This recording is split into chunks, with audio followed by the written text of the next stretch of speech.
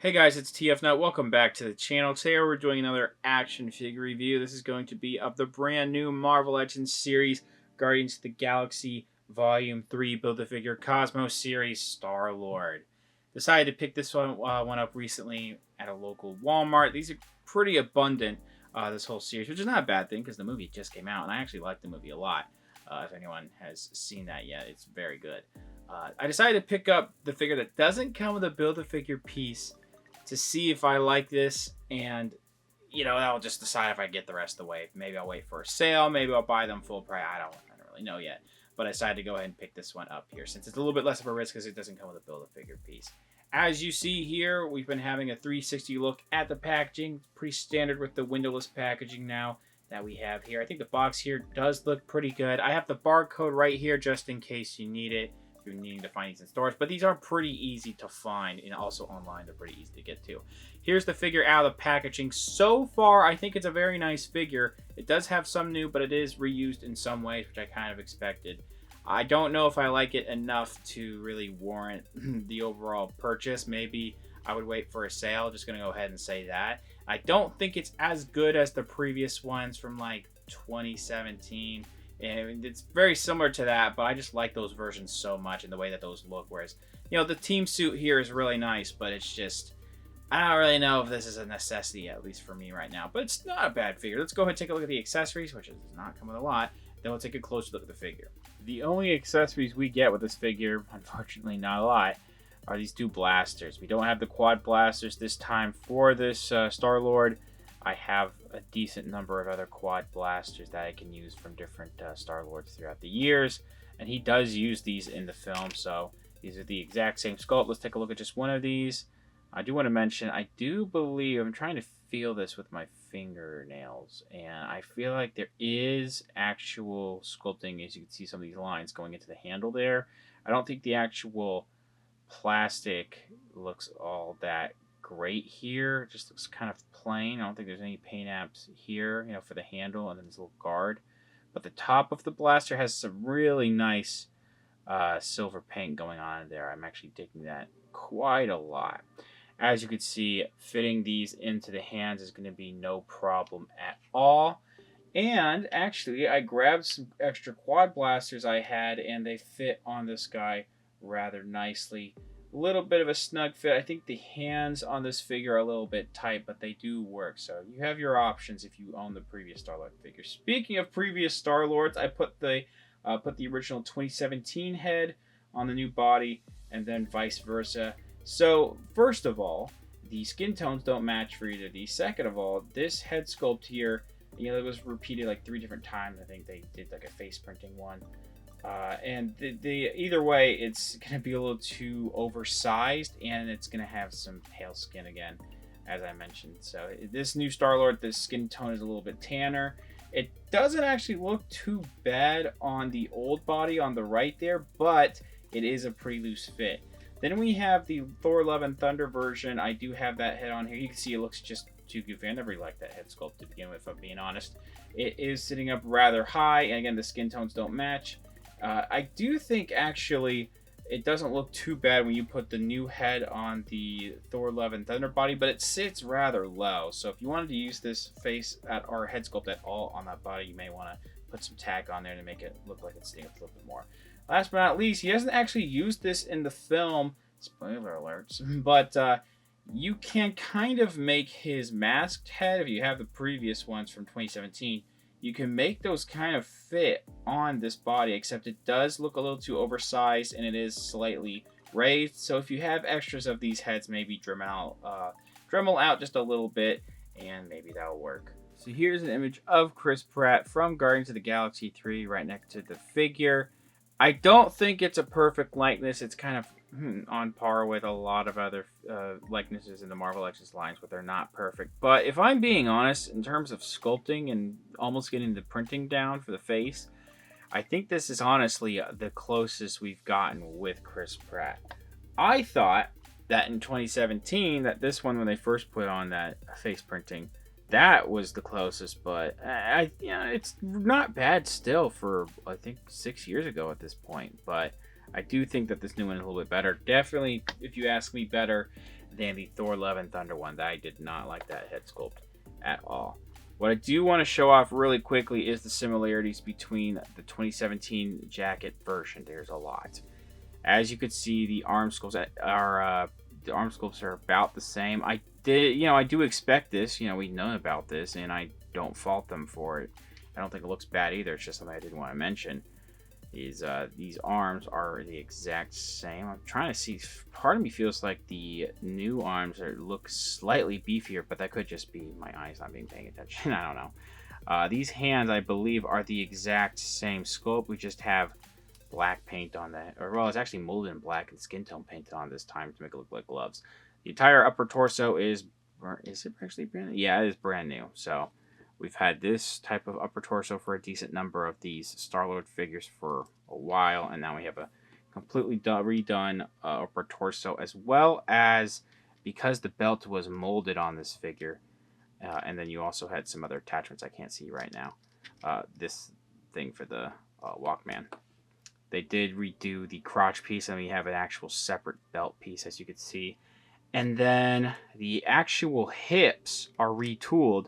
They are, they're pretty much the exact same sculpt how they're done there, but I'm fine with this, how it was ever since 2017. But part of me did wish that these were snubbed down for some releases of Star-Lords. But these are for the weapon storage, of course. This here, you don't have to worry about weapon storage because he's not coming with the quad blasters, and so they've sanded this down, and I don't mind that at all, if I'm being honest. If you are someone who doesn't want to bother with sanding down the legs for any Star-Lords you want to use, because these are pretty good fodder legs, you just have to repaint them, and then you don't have to worry about the hips anymore sticking out. But the rest of the leg, it's a little bit hard because the arms are getting in the way of showing you. The rest of the legs are the exact same sculpt, and the boots the exact same sculpt, just different colors. We've had different numbers of Star-Lords. Actually, I think the long jacket 2017 Star-Lord version, or the one that came with the Toys R Us exclusive Ego 2-pack, I think those boots were brown. Or sorry, black, just like this release here. But yeah, there's not that much new here, so I will take a quick look at what is new. This head sculpt, you can see some of the printing on the beard there. You have separate sculpting of how his sideburns are done, mixed in with how that paint for the facial hair is done. I don't think it all blends together too well, but it's not too horrible looking. Then you have, the other facial hair around the, the mustache, underneath, on the chin and underneath the lip there, looking rather nice.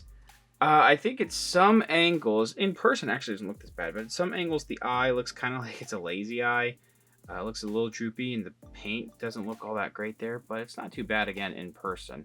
And then the hair sculpt is rather nice. I don't believe, because these three, this one here, yeah, this is a different hair sculpt. Very similar, though, because he does have slightly wavy hair. But I'm looking here, that I feel like there's not that much paint that should be in the hair sculpt, but the actual sculpting, not too bad. Then we have this team suit look here. So the red on here is not super perfect. Blue is bleeding through in some areas, unfortunately.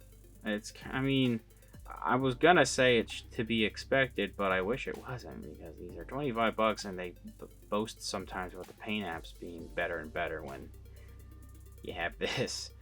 But one thing I do want to say is the logo on the chest, that is molded. Yeah, it's sculpted like protruding out there, and the actual paint looks really good there. The rest of the sculpting with how this jacket is done, these different areas, there's a little bit of like silver for buttons on there. That looks nice. Some straps in some areas, looking really good too. There's where the break in the seam for the sculpt is going to be.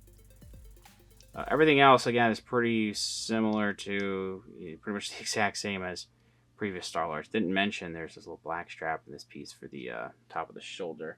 I didn't notice this, but does the arm, because there's these little black straps here. Yeah, they're just like that on the previous one. So I never knew that these were sculpted like that before, actually. So that's interesting that they... I would have to look at the team suit again, because I don't have an image ready for me right now, but I guess these are accurate. The detailing and like texturing on the inside of the Forearm is rather nice. Really nice sculpting with the wrinkles all throughout and the nice texturing for the whole jacket part. I also like these arms for jackets. These were always really nice arms, if you ask me. These little pieces here are also painted red. A little bit of blue bleeding through, unfortunately, some areas. We'll get to articulation in a second, but I do want to mention the paint can get scratched if you try to move this out a little too much, because there's barely enough clearance when you're moving this in and out, unfortunately. You can still get a good enough pose. It just does not go all the way out. It's a little disappointing. Silver on the belt is rather nice. The painting there is good, and it's just molded in this black plastic, and it's a softer plastic. I'm sure if you really wanted to use this belt for fodder, you could try to slip this off somehow. You have to heat this up, but then they sculpted the smooth part here so it doesn't get in the way too much. Again, those hips have some nice sculpting with nice wrinkles and patterning around the thighs right there.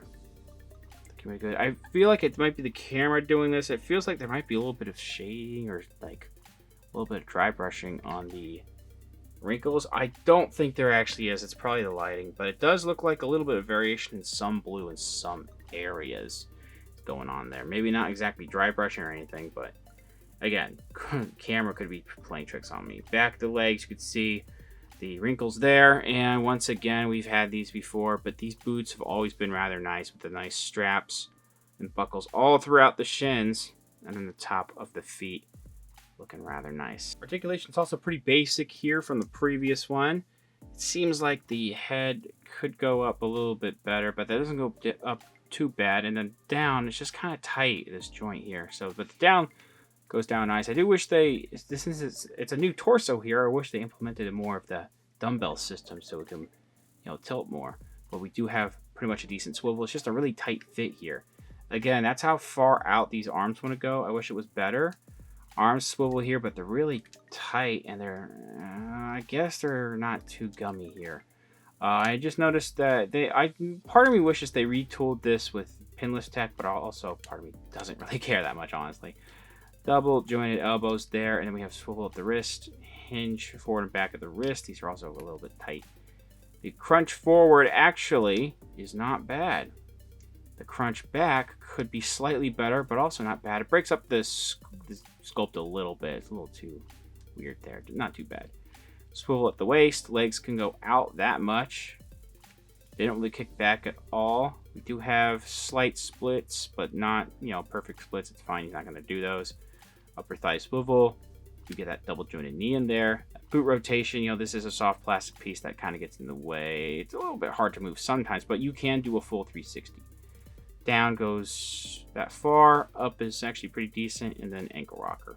This is going to be just a little shy of 16.5 centimeters, pretty close to that, just like with a lot of other Marvel Legends. And this is going to be about 6.5 inches. So I feel like all three of these Star-Lords here should be around the same height because they have the same legs. But I think that new torso on the one in the middle actually makes this a little bit shorter, just ever so slightly. It does look shorter compared to the Love and Thunder one. I think that helmet on the Volume 2 version also makes that look a little bit taller too, just because of that size of that helmet. But they're all pretty close in scale with each other. Over on the far left, Retro Collection Spider-Man. For Marvel Legends, they're about the same height. Maybe Spider-Man's a little bit taller. And then Marvel Legends are going to scale a little bit taller than a Black Series Mando there. Overall, I do think it is a decent figure that we have here. It's nice to have a new Star-Lord in the line. It's just that I don't find this entirely a necessary purchase. I still think their best Star-Lord is probably the 2017 Volume 2 version. That's just my personal preference. And this figure is not much different from that, so I should like it more. The new torso parts are rather nice. That new head sculpt is really nice, and it does look a lot like Chris Pratt. And I like that they actually redid the hips a little bit so they don't have those nubs sticking out. I do think that's cool. But this is a $25 figure. It doesn't really come with that much stuff. If they, this figure here came with the blasters it comes with, and maybe they threw in the quad blasters, I would have maybe been a little bit happier about that. But yeah, it's just a little steep if you ask me for this particular figure, and I don't really find it that much unique compared to the previous one, even though we knew it wasn't going to be that much unique. To me, it's just not that necessary of a purchase unless you really, really love Guardians of the Galaxy. Even then, This one will probably end up on sale eventually, maybe even quicker than some of the other figures since this doesn't come with a Build-A-Figure piece. So maybe I'd wait for a sale then. It's about 25 bucks as of right now and available to every major retailer you can probably find. Thanks for watching. Please subscribe to the channel if you haven't already. Comment down below what you think about the figure, what you think about the review. Leave a like, share amongst your friends. Follow me on Instagram for more content over there, and I'll see you guys later.